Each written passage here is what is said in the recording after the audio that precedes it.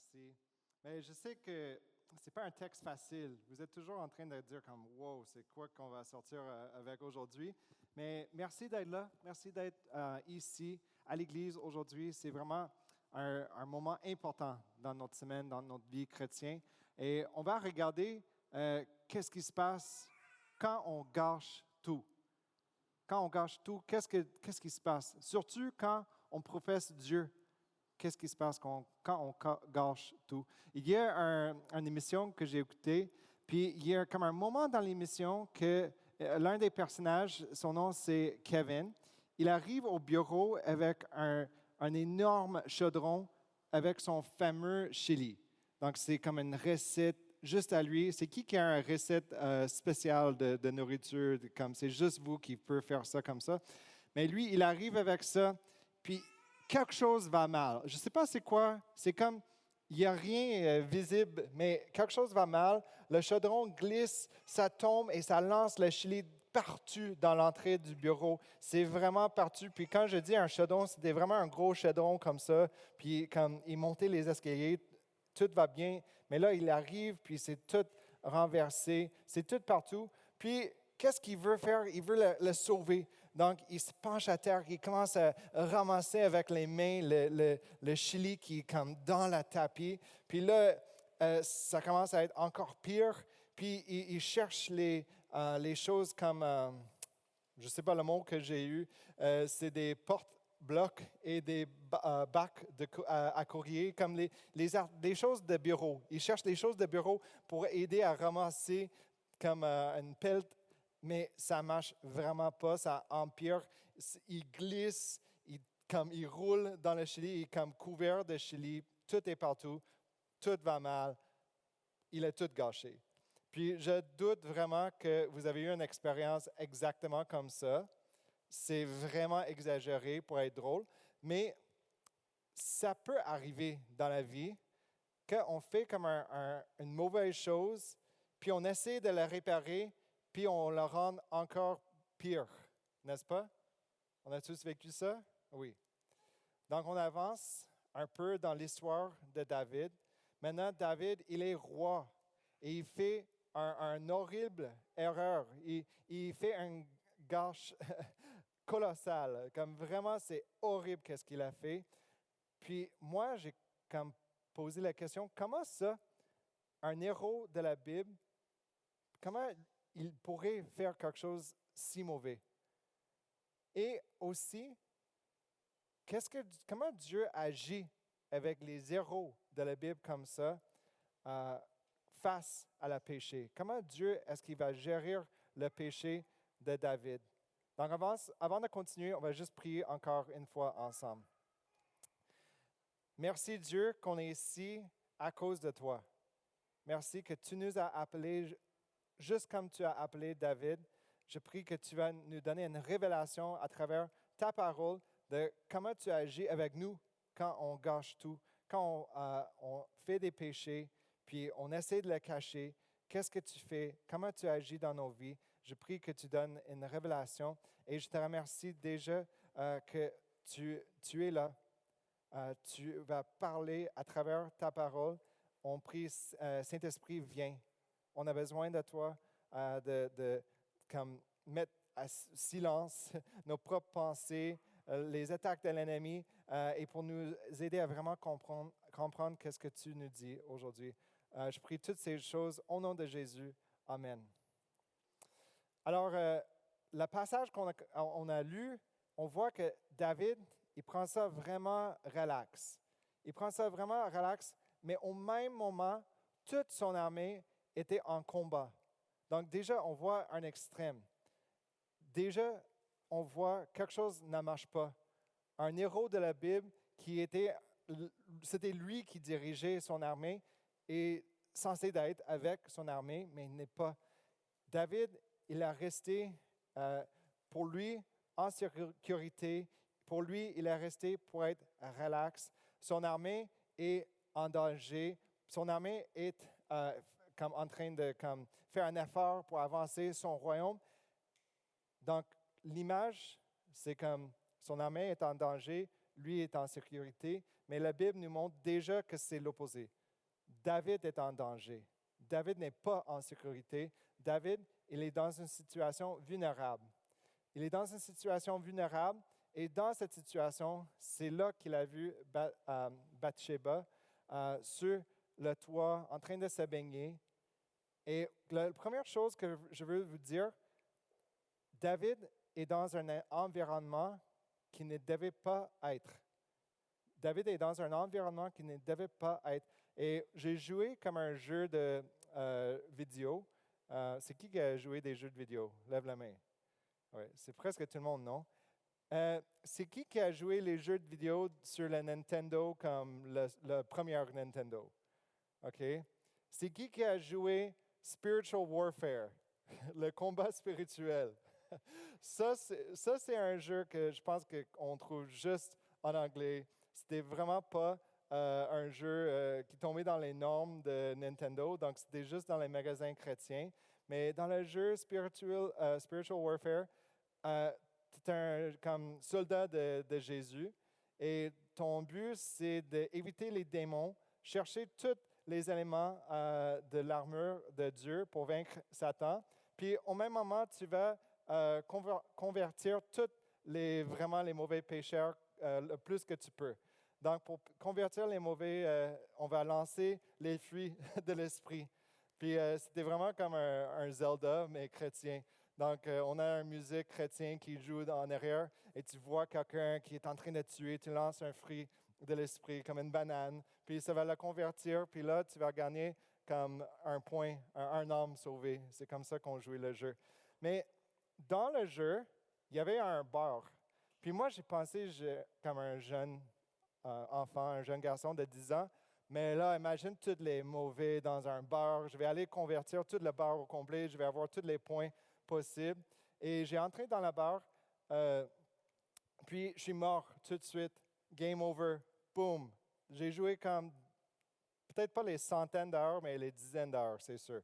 Puis, boom, game over. J'ai trouvé ça exagéré, qu'ils mettent ça comme ça. Mais je pense que les créateurs de ce jeu, je pense qu'on peut-être ils n'auraient pas dû créer ce jeu, mais les créateurs de ce jeu, ils voulaient montrer qu'il y ait des environnements dangereux pour tous les gens, pour les petits chrétiens qui veulent convertir les mauvais. Mais moi, je sais qu'il y a quelque chose qui se passait dans mon cœur à moi, un jeune enfant de 10 ans. Je voulais savoir si mon petit personnage pourrait boire un bière. Puis là, dans la situation de David, c'est sûr qu'il y a quelque chose qui se passe dans son cœur. C'est pas juste qu'il tombe comme chez lui, c'est pas juste qu'il tombe à voir Bathsheba à se baigner. Il y a une raison qu'il est resté. Il y a quelque chose qui se passe dans son cœur qui l'a conduit dans cette situation vulnérable et dangereuse. Et moi, je veux dire que Satan, il veut nous éloigner de l'endroit qu'on devrait être. Il veut utiliser notre propre pensée, notre propre chair pour nous emmener dans une situation vulnérable. Puis comme nous, aujourd'hui, c'est aussi simple que comme aujourd'hui, l'après-midi, dimanche, il fait beau, on pourrait être dehors, on pourrait dire, « Hey, je vais juste faire d'autres choses. Je ne vais pas aller à l'église. » Puis là, on ne sait pas à quel point, juste les petites choses comme ça peut nous rendre vulnérables. Ce n'est pas toujours une mauvaise chose, mais ça peut nous rendre vulnérables. Puis je ne sais pas toutes les décisions qu'il a prises, mais David était dans un environnement où il était vulnérable à la tentation. Puis là, quand il est face à face à cette tentation, il a accepté. Il n'a pas hésité. Il commence à envoyer les messagers d'emmener Bathsheba, mais dans le texte, ce n'est pas très évident, mais dans la réalité, il a envoyé les messagers plusieurs fois. Donc, elle, c'est sûr qu'elle a dit non, mais il a envoyé des messagers. Puis lui, on peut juste dire tout de suite, quand il a commis l'adultère, comment est-ce qu'on dit ça? L'adultère, c'est ça, ça sort. Quand David a commis l'adultère, c'est pas comme il était comme, oh non, qu'est-ce que j'ai fait? C'était vraiment une tentation. Il savait les conséquences, mais est allé aller, aller pour avoir qu'est-ce qu'il voulait avec son cœur. Puis, tout ça, ça se passe au même moment que ces soldats sont en train de lui obéir, sont en train de faire qu'est-ce qu'ils sont censés à faire. Puis, quand il couche avec cette femme, quand il a su qu'elle est enceinte, David est allé tout de suite pour tout cacher, pour tout enlever, comme un peu avec l'image que j'ai partagée avant, mais tout devient encore plus pire. Il a rappelé Uri, le mari de Bathsheba, pour revenir juste avec l'espoir qu'il va coucher avec lui, mais il y a quelque chose d'important qu'on ne sait pas dans notre culture aujourd'hui. Premièrement, je n'ai jamais participé dans un combat, mais deuxièmement, il y avait quelque chose dans la culture, dans les lois, que le sexe entre un homme et une femme mariée, c'est béni par Dieu. Ça, c'est un fait. Mais dans les rituels de leur culture, ils devenaient rituellement impurs quand ils faisaient l'amour. Donc, pendant les campagnes militaires, ils évitaient le sexe. Donc, c'est juste important de savoir que ça, c'était juste normal dans ces contextes. Donc, David, il savait que s'il invitait le mari à revenir, ce n'était pas juste à donner l'opportunité, c'était aussi de le convaincre à aller contre ses convictions. Donc, on voit déjà que Hur, il n'a pas allé à la maison, il n'est pas couché avec sa femme, parce que pour lui, même s'il était de retour, il était toujours dans un service actif. Il était toujours comme dans la bataille. Puis ça nous montre à quel point le cœur de David était dans un autre endroit complètement. Puis quand David, il voit que son plan, ça ne marche pas, il planifie le meurtre d'Ur. Puis il envoie exprès sur la ligne de la front de la bataille. Puis, qu'est-ce qu'il faisait? C'était envoyer cet homme à une mort certaine. Puis, tout se passe comme il a planifié. Puis, quand le mari de Bathsheba est mort, David prend Bathsheba comme sa femme, son femme. Donc, wow, on vient de dire beaucoup de choses. Donc, juste résumé. David, un homme selon le cœur de Dieu. David, un homme pleinement justifié par la foi dans le Messie à venir. David, le roi le plus aimé du peuple de Dieu. Cet David n'était pas sanctifié. Cet David pourrait faire quelque chose si mauvais comme on vient de voir. Cet David était un pécheur, envieux, adultère et meurtrier. Dans juste cette histoire, il brise comme un tiers des 10 commandements. Ça, c'est un héros de la Bible. Comment c'est possible? Moi, qu'est-ce que je veux vous dire tout de suite, c'est que David n'était pas choisi pour être le roi d'Israël parce qu'il était parfait. Personne n'est parfait.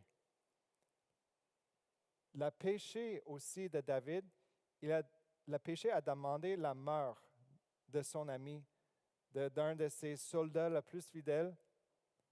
Puis cet péché n'a pas couvert, cette mort n'a pas couvert le péché. Ça n'a pas enlevé le péché. Cette mort a seulement aidé David à cacher le péché.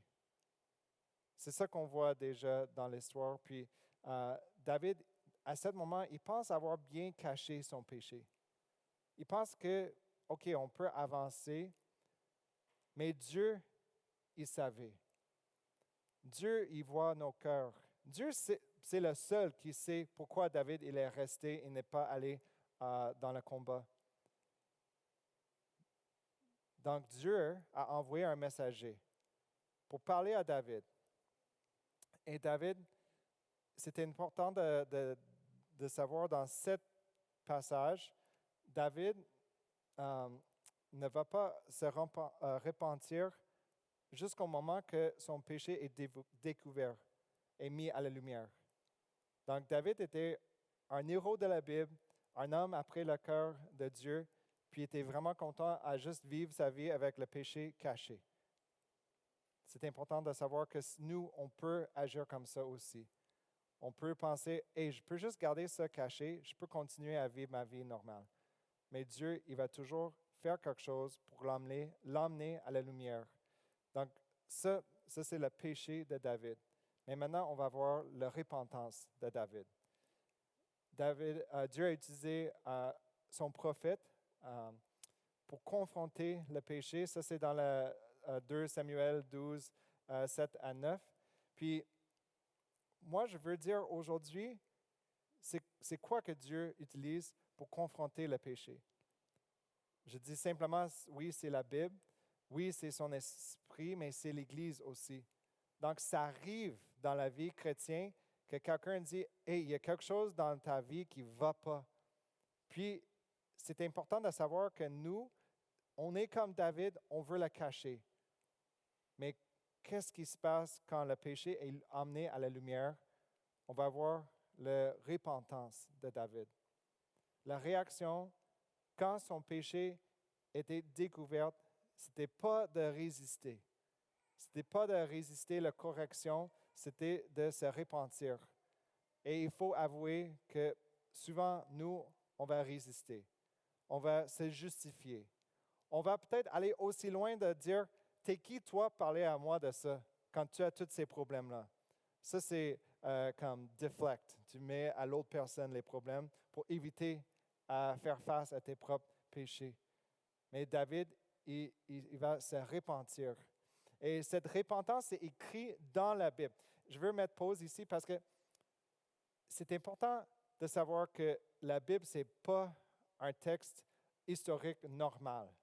Si c'était un texte historique normal, on n'aurait jamais vu ce péché de David parce que les personnes qui écrivaient, ils vont juste enlever toutes les mauvaises choses que les personnages importants y faisaient pour les garder comme une image parfaite. C'est comme ça dans tous les autres textes de cette époque. Donc ça, juste le fait qu'on a cette histoire, on est comme, OK, quelque chose de différent, ça doit être vrai. Parce que si c'était comme les autres textes, ça serait un mensonge. Parce qu'il a enlevé les choses. Mais ça, tout détruire c'est quoi le mot? L'image de David, ce n'est pas quelque chose qu'on faisait dans cette époque. Et pour moi, je vais célébrer quand je lis des choses dans la Bible comme ça, parce que je suis comme, hey, c'est juste d'autres raisons, d'autres confirmations que ça que je lis, c'est vrai. Ça n'a pas été changé.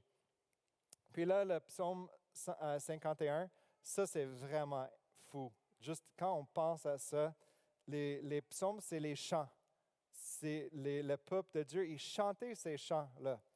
Puis c'est... Quels sont les noms des deux chants qu'on vient de chanter? Si vous connaissez, tu peux juste le dire. On a chanté deux chants. Oui, c'est quoi l'autre? Oui. Et voici le chant que le peuple d'Israël a chanté. Psaume de David, lorsque Nathan, le prophète, vient à lui après que David fut allé vers Bathsheba. Ça, c'est le nom de ce chant que le peuple d'Israël, ils ont chanté pendant des milliers d'années, des centaines d'années, je veux dire.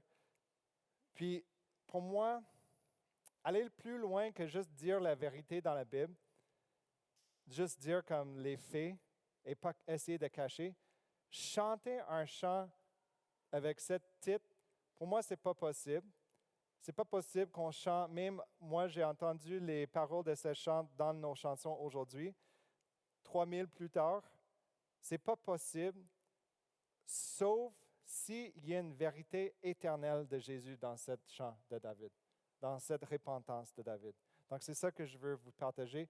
Le série, c'est David et ses chants. Puis, ce n'est pas toujours parfaitement aligné que quelque chose se passe dans sa vie, puis on voit le chant, mais dans cette situation, oui, c'est exactement aligné les deux choses. Et cette psaume 51, ça commence, je veux lire versets 3 et 4. « Ô Dieu, fais-moi grâce conformément à ta bonté, conformément à ta grande compassion. Efface mes transgressions. Lave-moi complètement de ma faute et purifie-moi de mon péché. Le mot ici, c'est grâce. Dans Louis II, c'est miséricorde. Et dans toutes les versions en anglais, c'était plus miséricorde qu'on a vu. Donc, moi, je veux mettre le focus sur ce mot-là, la miséricorde de Dieu. Qu'est-ce que David est en train de dire? C'est Dieu, donne-moi pas ce que je mérite. Est-ce qu'on a prié Dieu comme ça? Je sais qu'est-ce que je mérite, Dieu. Donne-moi pas ce que je mérite. Est-ce que tu sais qu'est-ce que tu mérites quand tu péches contre Dieu? On mérite la mort. La mort, c'est comme la monnaie du péché.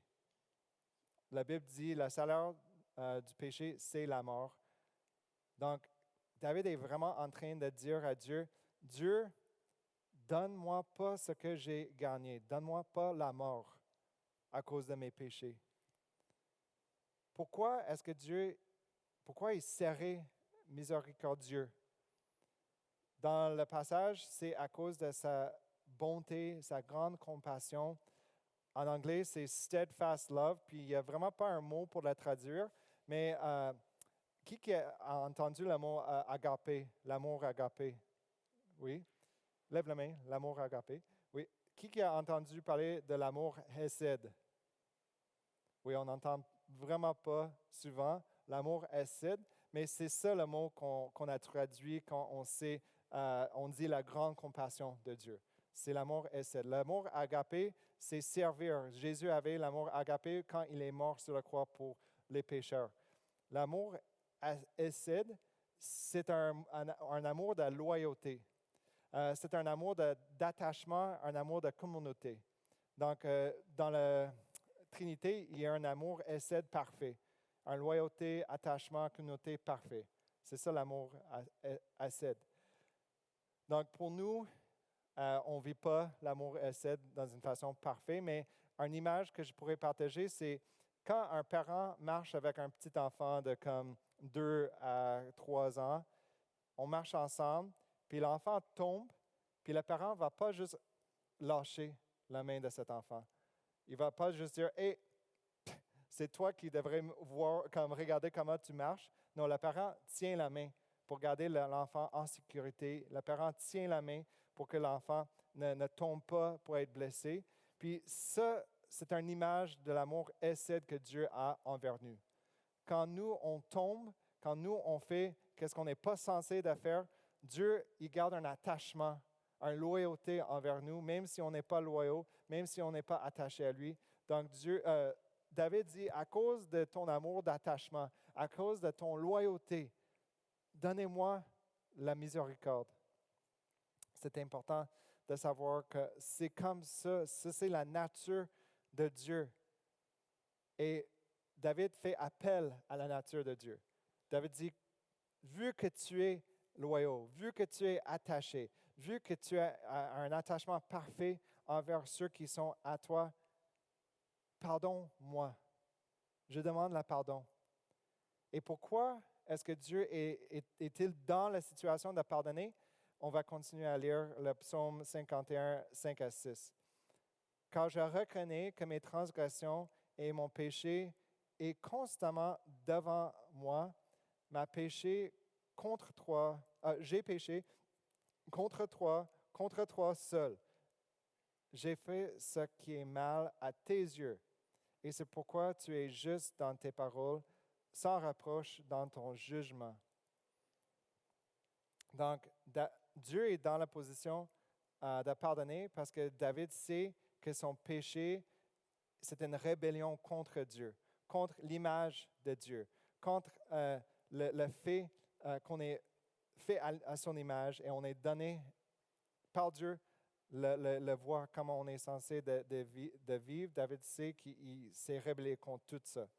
Donc, le péché de David, c'est contre Dieu seul, et seul Dieu peut le pardonner. Et il demande le pardon parce qu'il doit être lavé, purifié par Dieu parce que Dieu est juste. Dieu a un jugement juste. Et dans le verset qui suit, c'est probablement le verset qu'on a entendu le plus souvent. J'ai dit, comme pour niaiser, que je crois que ce n'est pas une bonne chose, mais souvent on voit les versets comme ça sur les tasses de café. Puis là, j'ai dit comme blague, mais souvent je ne suis pas vraiment un homme parfait avant d'avoir un café le matin.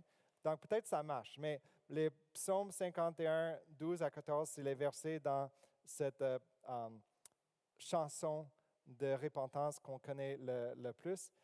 Ô Dieu, crée en moi un cœur pur. Renouvelle en moi un esprit bien disposé. Ne me rejette pas loin de toi. Ne me retire pas de ton esprit saint. Rends-moi la joie de ton salut. Et qu'aucun esprit de bonne volonté me soutient. Et qu'un esprit de bonne volonté me soutient. Donc, je veux juste expliquer qu'est-ce qu'on voit ici. Le péché caché de David, il y avait un effet. C'est important de savoir qu'on voit l'effet caché, on voit l'effet du péché caché dans la repentance de David. David, il sait que son cœur n'était pas pur. David, il sait qu'il n'avait pas le bon esprit. Pourquoi? Parce que c'était l'opposé de son expérience normale avec Dieu. Donc, ça nous montre comme dans la repentance de David, dans la confession de David, on voit qu'est-ce qui est normal pour lui. Son expérience était qu'il sentait loin de Dieu, était privé de la force de l'esprit pour son rôle du roi. Il avait perdu la joie en Dieu et il savait que son cœur n'était pas prêt à se soumettre. Moi, je veux juste partager que il n'y a pas vraiment une comparaison avec le poids de ce message, le poids de ce qui s'est passé dans le passage. Mais une fois, j'ai écouté un film d'horreur vraiment sombre. Tout au long, je savais que je devais arrêter le film d'horreur. C'était vraiment pas bon. Puis, j'ai résisté. J'ai comme juste écouté le film au complet. Puis, quand j'ai essayé de dormir cette nuit-là, je n'étais pas en paix. Je n'étais pas capable de dormir. Je n'avais pas le cœur tranquille. J'avais l'impression que j'avais un esprit impur à cause de ce que j'ai vu dans le film d'horreur. Et je sentais très loin de Dieu. Et même à cet âge-là, j'ai juste pensé à sortir ma Bible puis prier Psaume 51 comme une confession de repentance. Donc, dans mon lit, comme à minuit ou quand même 1h du matin, je suis en train de lire Psaume 51 comme prière de repentance pour avoir écouté ce film. Mais pourquoi j'ai fait ça? C'est parce que je savais que qu'est-ce que je vivais cette nuit, ce n'était pas le normal. Je sais ce qui était normal avec ma marche avec Dieu et je savais que ce n'était pas normal qu'est-ce que je vivais. Donc, dans la repentance de David, on voit que pour lui, ce qui est normal, c'est d'avoir une relation intime avec Dieu. Ce qui est normal, c'est d'avoir l'esprit tout le temps disponible pour toutes ses décisions, toutes les choses qu'il doit faire. Il sait que ce qui est normal, c'est d'être rempli de joie. Ça, pour tous ceux qui sont à Dieu, c'est le normal. Donc, ça nous demande une autre question. Est-ce que c'est notre normal? Est-ce que pour nous, on a comme une relation intime avec Dieu? On sait que son esprit, c'est avec nous. On est rempli de joie. Je veux juste préciser que oui, il y a des hauts et des bas dans toutes nos vies. Mais la question que je vais vous poser, c'est est-ce que ces choses vous manquent présentement? Et est-ce que c'est à cause d'un péché caché? C'est ça que le passage nous pose réellement. Est-ce qu'on se sent loin de Dieu? Est-ce qu'on se sent comme on n'a pas un bon esprit, comme on a un esprit impur? Est-ce qu'on a perdu notre joie? Est-ce que pour nous, les choses ne sont pas normales? Et ce passage demande, mais est-ce que il y a quelque chose qui empêche ta relation avec Dieu, cette relation intime que tu peux avoir avec Dieu. Et est-ce que c'est un péché caché? Puis la réponse, c'est facile, c'est l'emmener à la lumière, confesser, se repentir, ne pas résister. Mais on voit que c'est si difficile dans nos vies quotidiennes. Et je veux dire que peut-être vous êtes ici aujourd'hui et vous connaissez aucun, comme vraiment pas une relation avec Dieu. Peut-être vous n'avez pas professé la foi en Jésus. Donc, ça donne que comme toute ta vie, tu es juste empêché d'avoir une relation avec Dieu.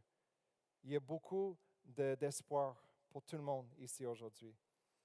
Donc, qu'est-ce qu'on voit, c'est que les péchés cachés de David avaient des conséquences et la confession est puissante et claire. Et cette psaume enseigne le peuple de Dieu dans l'époque qui chantait un chant avec un titre vraiment bizarre.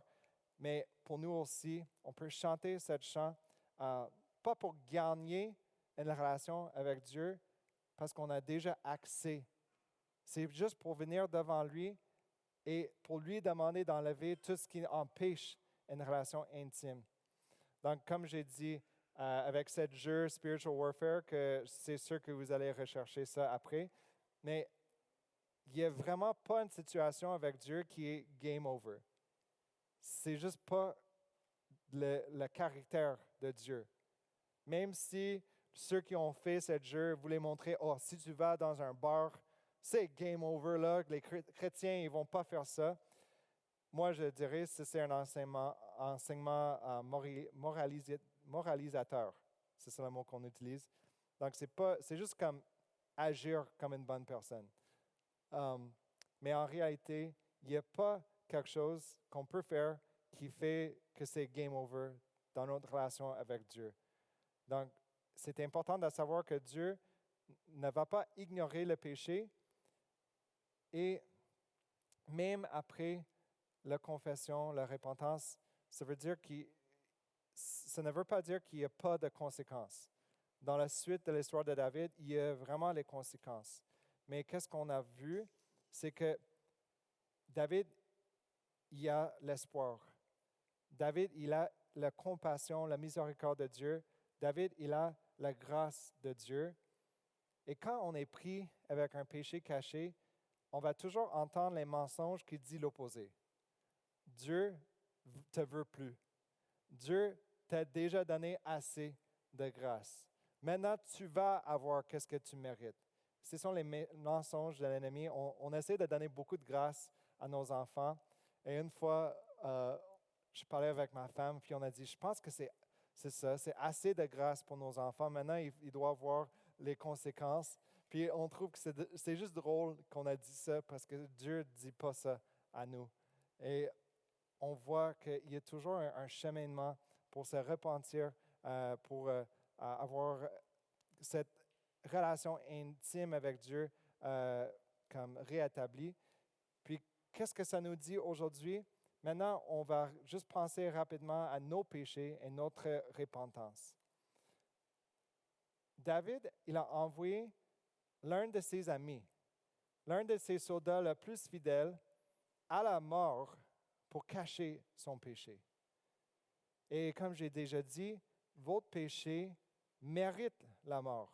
Et ça ne mérite pas juste la mort, ce n'est pas juste la monnaie du péché, ça mérite ta mort.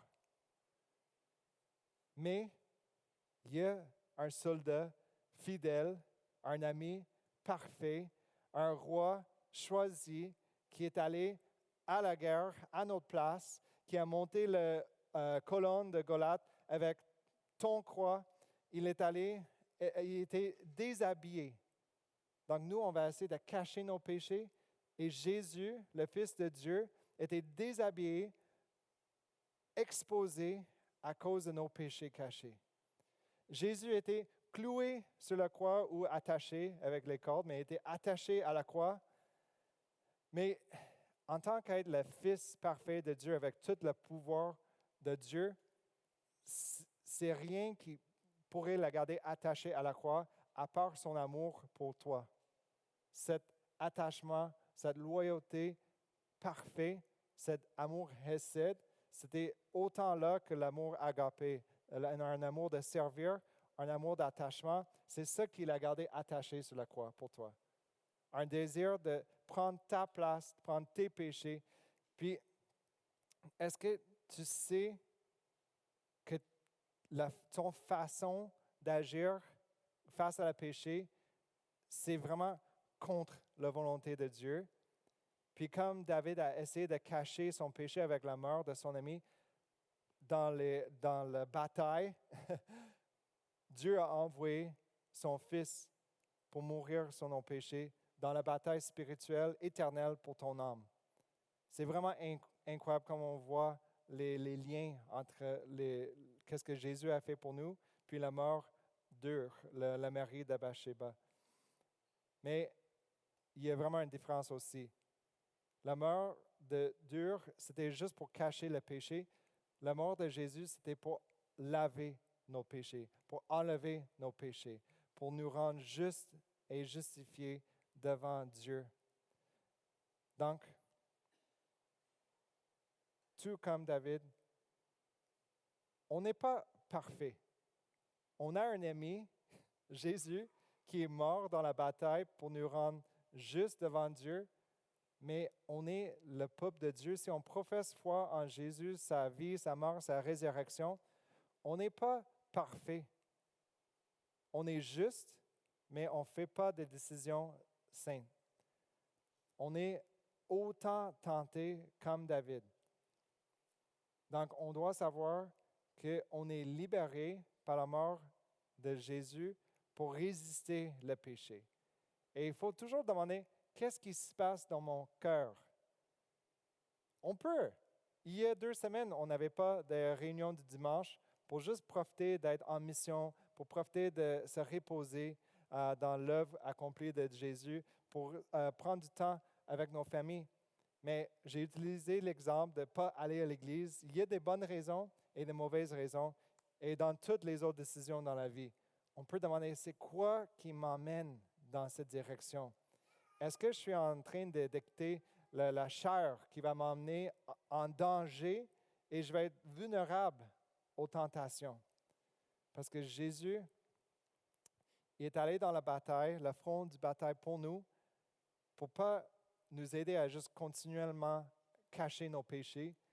Jésus est mort pour nous purifier de nos péchés et pour nous donner le pouvoir d'être toujours dans la bataille, nous aussi. Donc Jésus, il n'est pas mort dans la bataille et il nous emmène dans le front et il dit, avance avec moi, avec l'amour de Dieu. Et on voit que même si on fait des gros dégâts, Dieu, et même si on fait des péchés, on essaie de cacher nos péchés, Dieu va toujours l'emmener à la lumière. Et à la lumière, on voit la miséricorde et la grâce de Dieu. Donc, comme au départ, ce n'est pas si, vraiment, parce que je sais la réalité. Donc, c'est quand le péché, c'est un désastre dans la vie. Quand c'est un peu comme cette image de Kevin avec le Chili qui comme déverse partout, on a tellement d'espoir. On attend de compassion, de miséricorde, on attend de grâce. Et ce message, il y a vraiment une application très simple, très claire.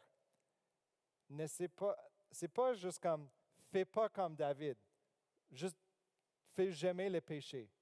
Ça, c'est pas possible. On n'est pas parfait. On est justifié, on est libre à vivre et résister à la tentation, mais on sait qu'on va pécher. Donc, qu'est-ce qui se passe quand on fait des péchés? C'est n'essaie pas de le ramasser tout seul. N'essaie pas de le cacher. Emmenez-le tout de suite à la lumière, confessez-le, repentir. Et le plus important, on l'emmène à qui? On l'emmène à Jésus. Vous êtes invités à emmener vos péchés à Jésus et à toujours lui demander de te pardonner, de te purifier comme dans le psaume 51. Et moi, j'ai juste pensé, comment est-ce qu'on peut résumer le psaume 51 comme une seule phrase? On a vu le péché de David, la repentance de David dans le psaume 51. On sait que nous, on fait des péchés, on a besoin de se repentir. Et dans une seule phrase, le chant, psaume 51, on peut venir devant Dieu en priant « Rends-moi pur et rends-moi loyal aux voix de Dieu, comme à tes voix. Donc, rends-moi pur et rends-moi loyal. » Qui est pur, qui peut te rendre pur, c'est Dieu. Qui est loyal et qui peut te rendre loyal, comme qui a cet amour excède, un amour de loyauté attaché, c'est Dieu. Donc, on vient à celui qui est pur, on demande qu'il nous aide à vivre d'une façon pure. On vient à celui qui est loyal et on demande qu'il nous aide à vivre avec ce même attachement, loyauté qu'il a envers nous, qu'il nous donne pour avoir envers lui. Puis, qu'est-ce que nous, on apporte? On est comme, OK, c'est vraiment une bonne comme, transaction avec Dieu. Mes péchés, le coût de mes péchés ou la monnaie de mes péchés, c'est la mort. Jésus a pris ma mort. Qu'est-ce que je peux amener à Dieu pour avoir une vie pure, une vie avec la loyauté envers Dieu? Tu peux apporter tes péchés. Tu peux apporter tes péchés comme on voit que David a fait. Et tu peux recevoir en retour un amour loyal, un pardon toujours plein de compassion, de miséricorde. Tu peux toujours recevoir la grâce. Ça, c'est le salut de Jésus, acheté pour toi au front de la bataille pour ton âme. Prions avec moi.